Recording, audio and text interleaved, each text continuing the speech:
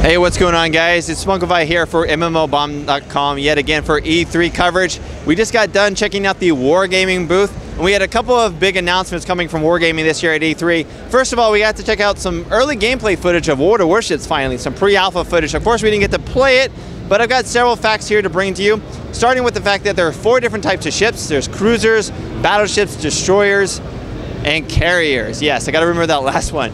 The 3 main ones, the cruisers, destroyers, and battleships, sort of play a little bit like artillery from World of Tanks. The gameplay was actually much faster than I expected, much faster than World of Tanks at least. Essentially, you'll be able to control the speed and the pitch, which direction your ship are facing, and then you can control the guns independently of that. The guns themselves act as sort of artillery from World of Tanks, where you can aim very far away and sort of shoot in front of the enemy warships and try to hit them with your salvos.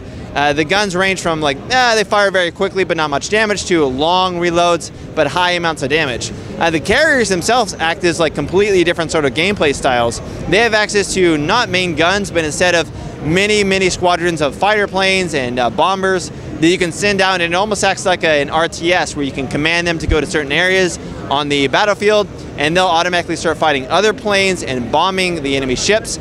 Now, ships do have some automated defenses against that. They have anti-aircraft guns. Those aren't in control of the player. The AI automatically controls that, but they'll automatically target anybody around you and start shooting them down. Some ships also have access to their own planes that act as sort of recon if they're not a carrier. And as recon, you can scout out where the enemy is and start firing salvos off that area. In terms of wind conditions, it's much similar to World of Tanks or World of Warplanes. You try to capture a main center location that we saw, of course also destroying the enemy team. No respawns, just 1 life, much like the other titles in Wargaming's roster. Now, the ship detail was one of the more surprising things. There was a lot of detail on each one of the ships. You could see all the individual fighter planes if you were playing the carrier, down to rivets, even the life preserve boats. And Wargaming mentioned that they had done a lot of research and gotten even the full blueprints of these ships in order to sort of realistically recreate that. The environments themselves are also fairly detailed. We saw a lot of sort of fishing villages in some of the island areas where players will be able to go out with their ships, and much more than I expected them to have. The gameplay overall, very promising. Of course, it's still pre-alpha, so there's a lot more to do. The game is slated to release in 2014, but in terms of customization itself, we'll be able to unlock 9 tiers of different ships. Of course, just like World of Tanks, World of Warplanes, you'll be able to customize each of the ships. And the ships themselves, besides the artillery barrages that you can even do pinpoint location damage by targeting areas and shooting.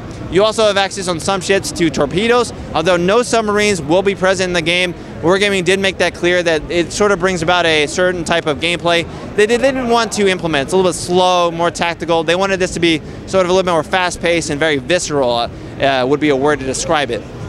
So you do have access to torpedoes. You can sort of command which area that they fire wide or narrow, and they do quite a lot of damage from what I've seen in the video gameplay. The release date for World of Warships is 2014. No sort of information in terms of beta or anything like that. It's still pre-alpha, so still early on. The other sort of announcement that Wargaming had here at E3 was, of course, World of Tanks headed to the Xbox 360. And I know a lot of people were asking, why the Xbox 360? Why not Xbox One? And a lot of that has to do, of course, with the already established sort of community that's available in Xbox 360. Many millions of players on there. And we get to see a little bit of how it actually interacts and how it works for the Xbox. And very much similar to how it does on PC. The controls are very easy to pick up. You can use the left analog stick to move around, right analog stick to move your turret. And it's still the same sort of gameplay size in terms of the amount of players. It's still the same customization, no pay to win. They've been removing that from their games recently in order to sort of combat those feelings from players and get towards esports, making it more of an esports game. Achievements are also going to be in the Xbox version, of course. And overall, it looked very promising. I thought that they ported over quite well. We thought maybe because of their acquisition of the recent console studio that they may be announcing another console game, but no, in fact, that is going to be World of Tanks for the consoles. That is their console sort of announcement, not a new IP or title or anything like that, just World of Tanks moved over to the Xbox. But that's been our coverage here for Wargaming at E3, and I've been Spunkify. I'll see you guys for the next video. Spunkify out.